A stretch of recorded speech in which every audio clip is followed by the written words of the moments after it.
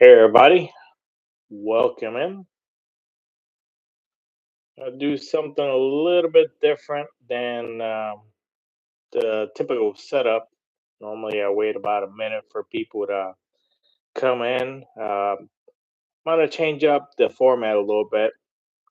I'm just gonna get started. So I'll tell you. So this morning, couldn't sleep, and I went to my other channel, and I pretty much just started a podcast just on the fly. It's a live podcast rather than sitting there and editing.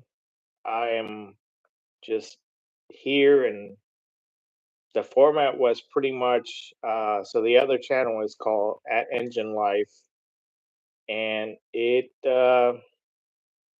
telling my story as a firefighter.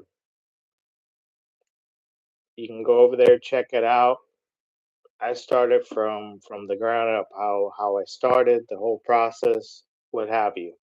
The point of this is not to describe uh, my podcast per se, but the point of this is, well, dinner's cooking.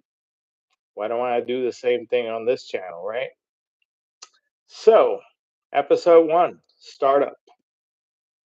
Okay, so flying. I first got exposed to flying in 1998. I took, I'd like to say it was a discovery flight, but I was in a program called Aerospace at the high school I attended, and pretty much it was just a standard flight. It was lesson one. Believe we did it in a Cessna 152. I have here my logbook, and why don't I just kind of read it off to you?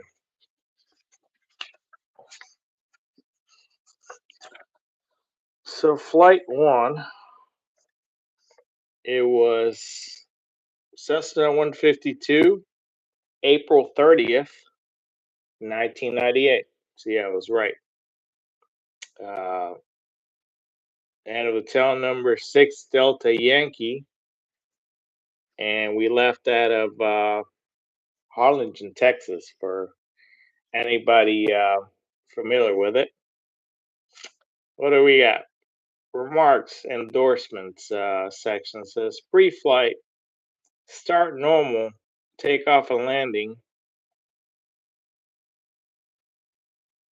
slow flight, turns, climbs, descents, normal, headings and turns, and some of the smallest, most neatest writing that you could ever see from an instructor. I wonder if this guy is still teaching, but maybe show you a little bit of that top line right there. Not sure if the camera's focusing, but that's the first entry, y'all. That was the first flight all the way back all those years ago.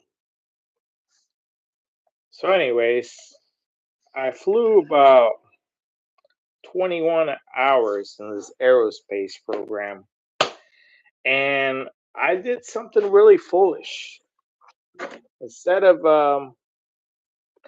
going on with the program, I figured that it was, and I'm not saying that college is a waste of time, because no, I am an Embry-Riddle graduate. And so, no, it's not a waste of time at all. But I wanted to get into college. And so instead of maybe prioritizing things, maybe cutting something out, I cut out aerospace, which to me was very silly, because I wouldn't be able to afford flying until 2011. There was a lot of hesitation with me going back to flying, because I had this, and I think a lot of pilots have this weird notion where they want to have all that money. So either they have to have that big loan, or they there's a lot of starting and stopping per se. So no, I didn't have the big money. So I started, and when I started, it took me a while because I was flying maybe once or twice a week. And if you're flying airplanes, that's fine. You can do that. But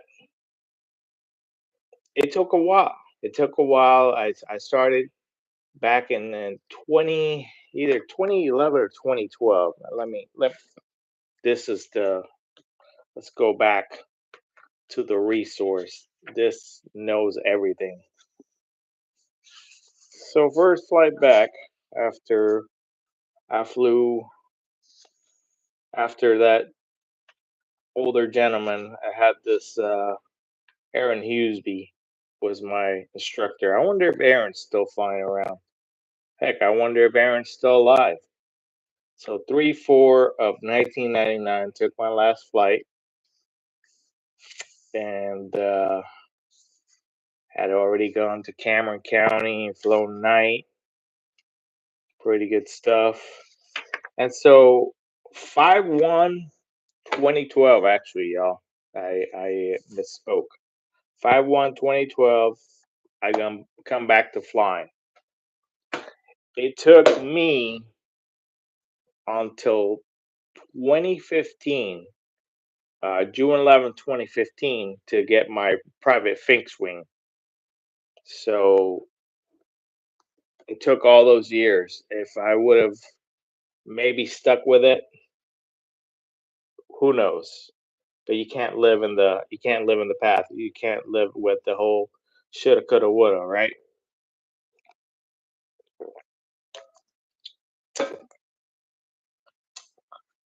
So I start back.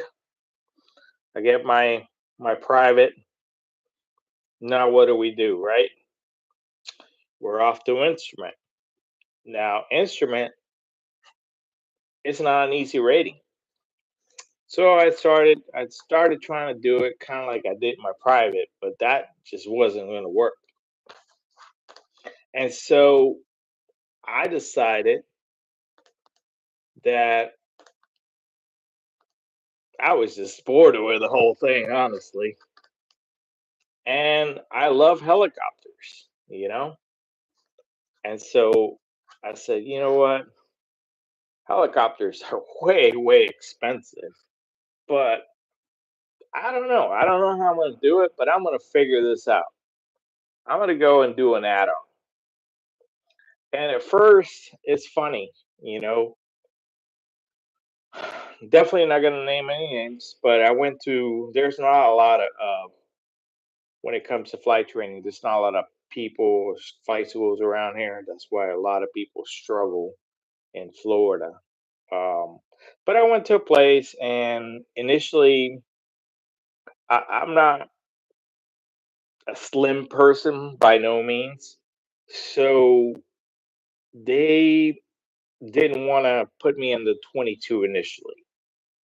But I was like, well, if you do your calculations, what have you, um, I think I'll be more comfortable with flying the R-22.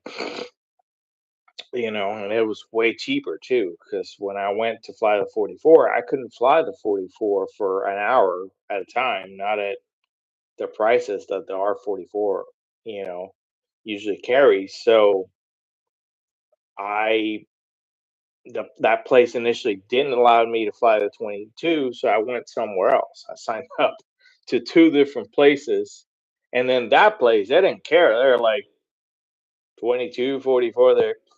They could care less. So they put me on the 22.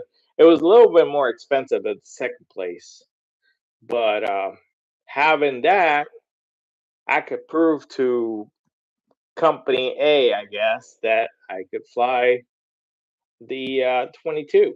So then I was able to get in the R-22 that way. And so fast forward to I was at Embry-Riddle, and my this is a really funny story. So I met this young man at Embry-Riddle. His name is Alberto. He is a captain. Well, he was. I think he just switched jobs, but he was a captain with a major Mexican airline, and he just I don't know what he's doing now, but I think he's in aviation, but I don't think he's with that particular company. But besides the point. So Alberto, funnily enough, he had gone to my same high school and where I first, took my first flight and everything. So he was a graduate, obviously a graduate of several years late after me, and but he knew this person that had an R-22, and he told me about it, and I was like, I couldn't believe it. I was just, um, and when I tell you these prices aren't around anymore, but when I tell you these prices, you are going to just be shocked because you can't find an aircraft at this price anymore. Um, so it was 295 for dual flight instruction, and to just take the little R-22 fly around, it was $265. So it was just the best price that you could get. On top of that, the person lived in Spruce Creek, so you got to, obviously there's no flight training at a Spruce Creek because so pretty much you're just kind of picking up the aircraft and leaving and flight training somewhere else. But it was pretty amazing to get to train somewhere like that. So I did most of my ratings with as most of y'all know, I did most of my ratings with Tony Crawford, and let's take let's take a look at old Tony here. I don't, so Tony and myself go to lunch. I guess pretty much quarterly. But there he is. There's Tony. Most of my ratings came from that man. Um, so anyhow, I get my private add-on in 2017. Then I did my commercial in 2018. I had some hours that pretty much I could get my commercial with my blended time with my the time that I had in airplanes counted if you read the reg. And so I got my commercial in 2018. Now think about that instrument training that I was telling y'all about, right? So as I'm building hours and I'm going different places, unfortunately, Tony had a mishap several years ago, and there was a whole year that Tony couldn't fly. And but I stuck with it. I went to South Florida. I went to places like Florida coast to coast, and I found some friends that were first they were leasing our R-44, and then they eventually bought the R-44, and so I flew with them, and any flying opportunity. Went to the safety course and did some flying. Went to the East Ranches and flew with Johnny East. Any little opportunity. It kind of reminds me of the guy I'm in a study group with, John LeDrew. You know, or if you look up his channel, he's under Johnny Eldorado. It kind of reminds me of him, of his story. He just flies in different places, and there's nothing wrong with that. Honestly, I think you get a lot of out of it. So, 2021, I'm working towards my instrument, with Tony again. He's back flying again in 2021, and so we start buckling this down. It takes me several months to get through the instrument, and but I get through it. I let me see. Back to back to the book, right? The book knows it all. Let's see the exact day. I know it was in January 2021. So I guess I did most of the training in in the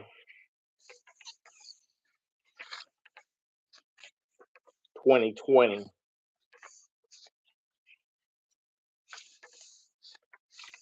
2021. Let's see. Let's jot down. I'd like to acknowledge my one watcher, wherever you are. Thank you so much.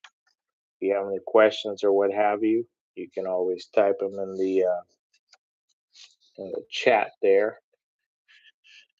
See, here we go. We got all the boy. We flew. Hey, Neeks, how are you? Welcome in. Normally I'll type in, but since I'm looking for something, I am gonna keep going here and I'll tell you, let's see, when was this check ride? Just listening, I'm good. Okay, hopefully it's interesting to you. So, flight review, IPC. If I had an IPC, that means that there must have been check ride. So let's see where this check ride was at. Williston, 2021. All right. That must be it. Steve Clegg, right? That's Steve Clegg on January 9th, 2021, as I was suspecting. Took my check ride and passed. So I got my instrument, right? And now we're to the point of, I think I'm already, not working with the fire department anymore. And I, uh, I wanted to be a well, no, that's not particularly the right thing there, but I had gotten a job working my first helicopter job, and it just didn't work out. I worked with this person like through the spring break rush, and he hired a more experienced pilot. And so the writing was on the wall. Experience is the name of the game, right? So I went and I tried to convince Tony to do my CFI. And if you know anything about being a CFI type instructor, helping applicants go into your CFI, it's something you got to be doing constantly. So you got to be doing that primary training. You got to be very comfortable with autos and maybe even throwing a full down here and there. Although I did do my full down with Johnny because they changed the regs so you could actually have your full down signed. So my full down endorsement is signed by Johnny East, and so I, I'm at a crossroads, right? But I remember in Tony's hangar, his office, slash office, right? There was this airport, KMMV, written. So anybody that knows, that's McMinnville up in Oregon. And this is how I know his faith. Jerry Trimble's name was written there. And so I went on to the World Wide Web, right? The internet. And I typed in Jerry Trimble. And then I started going through the process, and I picked up the phone, and here we are. And I think I got Allison probably initially, and I called and I think I got a date for October. And I started thinking, I'm like, man, October is it's probably gonna be really cold up there in October. I don't know. And so I said, yeah, I don't know about October. This was already 2021. So I said, how about what do you have next? And so I think the next course, because Jerry's always stayed booked out, right? So the next course was in February. And if you want to hear more about this, I did do a video. It's a review on Jerry Trimble. So if you go into it's a search function under my videos, and there is a review about the Jerry Trimble instructor course. So this is not going to drive into the that whole how that course was, but refer to that video. But anyhow, I schedule it to February. So I'm going to. I'm waiting. I'm doing some work here and there, I guess.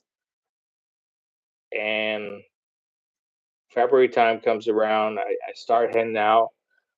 I figured it would be, I didn't want to be rushed. So normally these are 1 to 2 week courses. But now, as I've been telling you, I was doing my training so scattered around, and I'm gonna be honest, my confidence level was not the highest. So I'm like, I am not gonna put myself under the pressure of finishing an instructor course in 1 to 2 weeks. So I drove out there in the sense of if I'd driven out there, I know that until I get this course done, I'm just gonna stay here until I get it done, right? So I drove in there, and it took me like 7 weeks to as we're going through the material. I'm studying. I used a lot of Todd Shelnut, who's an airplane guy, but he had a way to go through the FOIs, and really a lot of it is how to be an instructor. When you're doing the whole CFI, it's like, do you need to know everything for your CFI? No. You just need to know how to read the regs, how to you're learning how to teach pretty much. And so Jerry was helping me to do that when I was doing the ground and stuff with him. And then the next thing is, when it comes to flying, as you're teaching a student, you are kind of learning yourself too. So it's one of those things where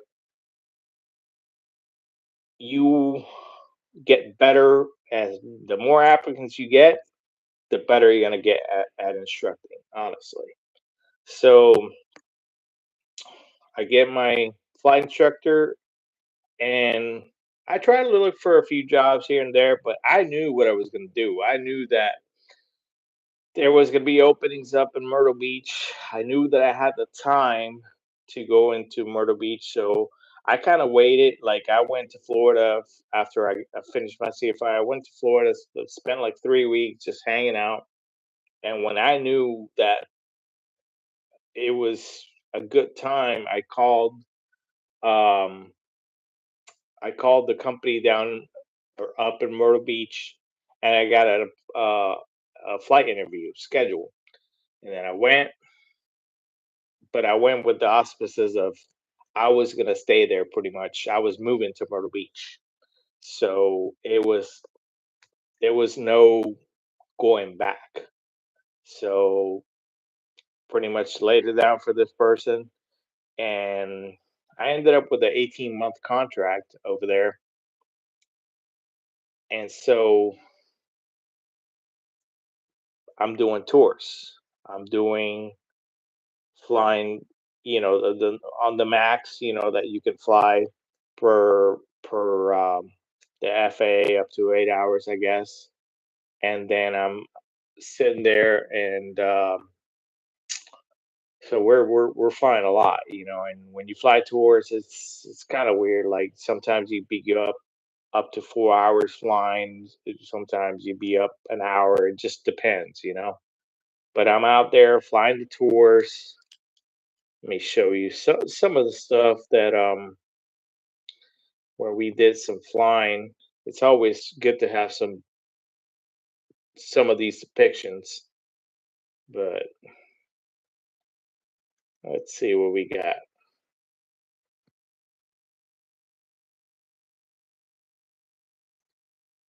That's the hangar there. This place doesn't exist anymore. It's closed. Some of these aircraft are flying around, but the place has since shut down. Let's see. This is how kind of it looked. A little program on how to get flights out.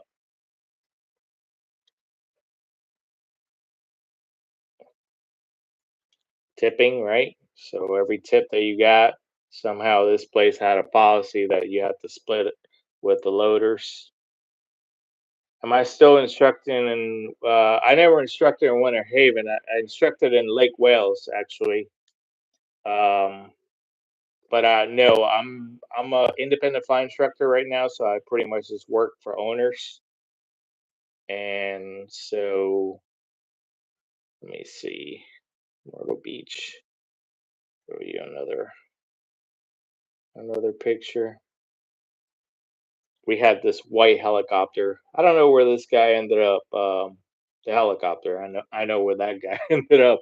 He he kind of gained a little weight, but I'm sure if I was flying up tempo like that, I would definitely be slimmer. That was me, kind of representing.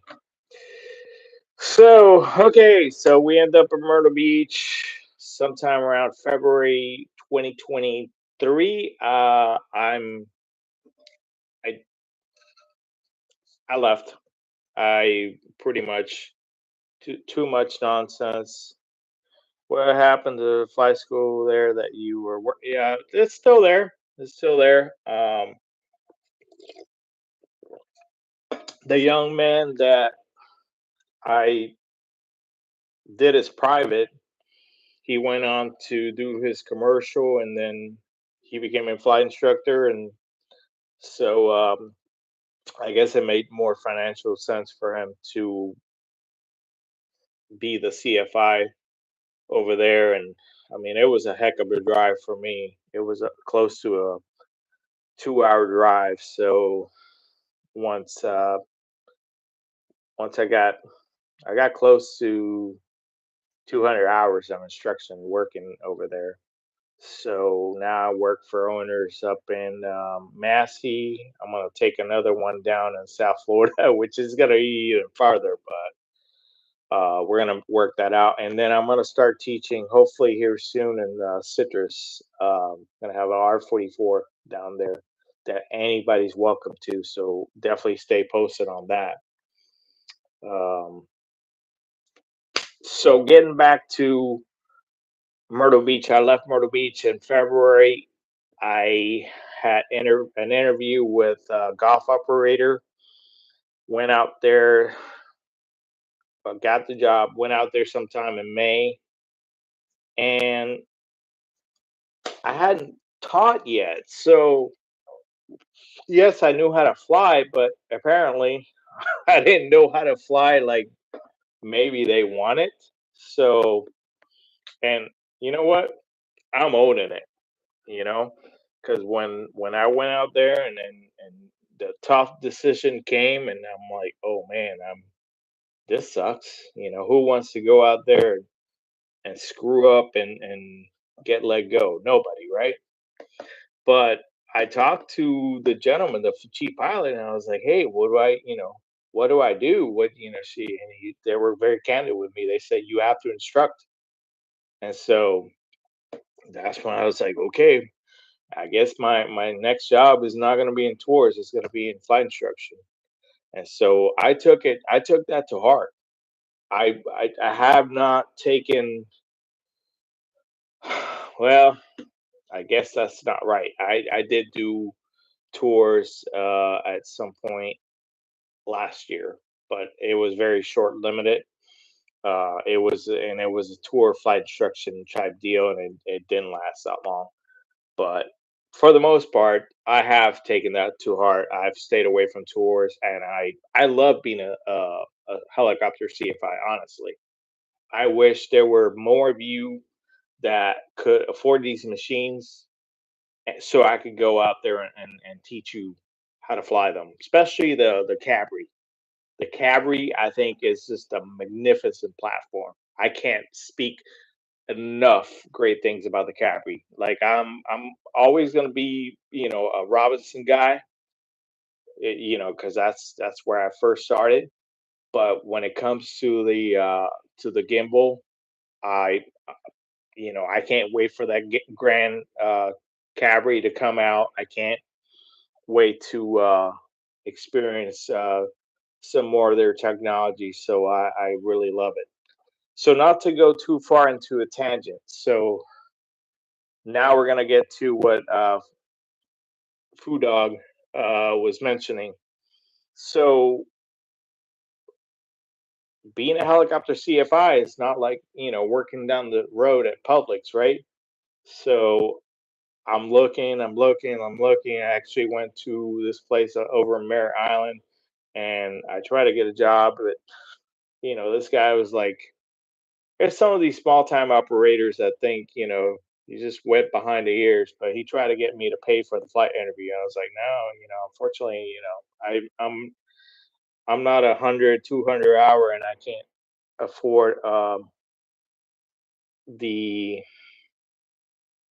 flight interview that you're trying to charge me for, which makes no sense.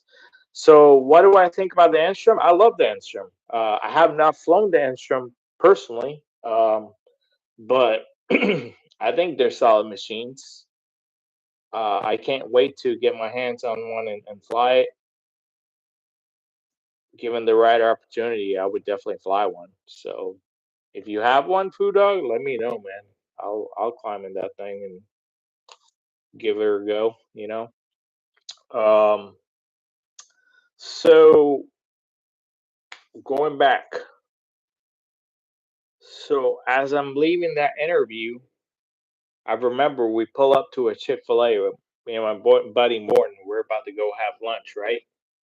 I met him when I went to, I think it was Bristow still. I went to Bristow and I met him there. And then Bristow became USATS. It's still USATS. I guess they teach people how to fly airplanes now and some helicopters, but they're nowhere near the Bristow that had a bunch of helicopters like how it was back then.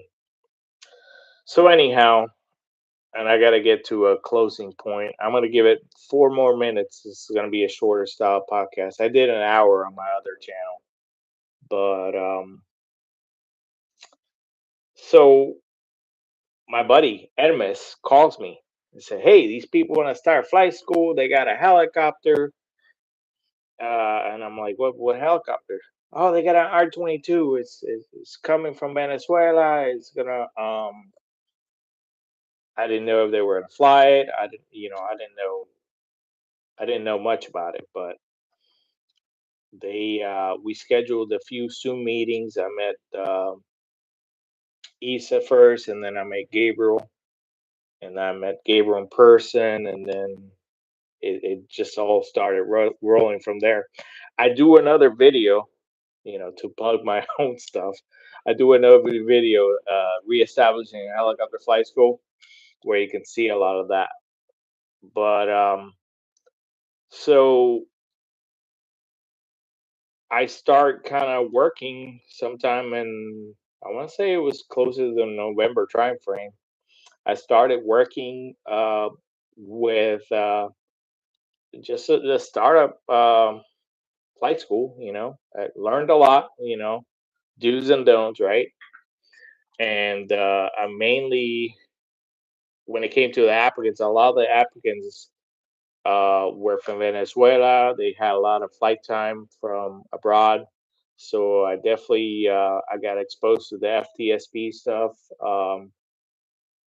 And I would like to find some of those people too to teach them. You know, people from overseas that have those licenses. I just need to get the paperwork straight. Obviously, because I'd be doing it under my own brand. Um, but I think that's pretty much pretty good for the first one. Since I do have an audience here, I will take some questions. There has been some already, but if you guys got any more questions, definitely let me know. I've seen you flying some experimentals like the Safari. Do you have a favorite? What do you think of the Mosquito, the Sakari? The Safari, I do have experience on the Safari 400, and I would definitely fly the Sakari. I'm not too sure about the Mosquito. Um, I haven't seen one in person, but to just start one up and start flying, I'm guessing it can't be that difficult. If I was to fly one, I'd probably try to hover it a lot, and then before I took it to the air, just like everything. Um, but the problem with the experimental helicopters is that you know if you have a rating and all you want to do is just go tool around, buy your own rotorway or whatever, you can. But unfortunately, DPEs, a lot of them won't touch them. So you got to get with an expert either in Safari or if you wanted to do it with rotorways, you got to probably call them, which those companies are not what they used to be. So I don't recommend an experimental helicopter. Right now, what I'm recommending is definitely, I definitely recommend the Kimbo Cavalry G2. That's very high up there. And for the most part, the R44. If you got the money to get you an R44, go ahead and do that. Now, if you don't have R44 money, number three, I would say the R22. There's nothing wrong with the R22. It just wasn't designed for flight training. So you have to be on it more. But gimbal, R44, and then R22. Um, the Schweitzer, yeah, could be an option there, maybe. I didn't care about how fast that Schweitzer went, so I maybe number four there, and then I don't know about anything else that's really viable. Like Bell, nobody will do checks on the Bell 47. Um, Anything older than that, it's just like, if you got the Jet Ranger money, if you got the money to get a nice little Jet Ranger and get your primary training, yeah, by all means, go with it. But not most people do. So, like I said, y'all, I'm gonna wrap this one up. The last thing I'll do is, and I've been doing that. I did this on the other channel, but these videos take time. Let me see. Let me focus that. That's just for the video. It take time. If you want to donate $1 to $2 for the videos, that would be greatly appreciated. Let's see, it's not focusing. I'll probably just get on the video. But anyhow, I'll put a link to that to donate or what have you. It's just a gesture. You don't have to, but it helps to make them and to keep you know uh, the motivation to kind of keep going.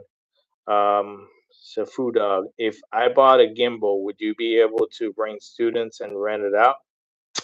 Yeah, definitely. I have a pool of people that are always interested in doing flight training. So if you can, let me let me write you my information to get in contact. Let's see. I'm gonna put this out there. I'll comment that for you. Okay. And where's the live stream? That's my information there. Food dog. If it lets me paste it, right there. There's my information. So take that down. Save it.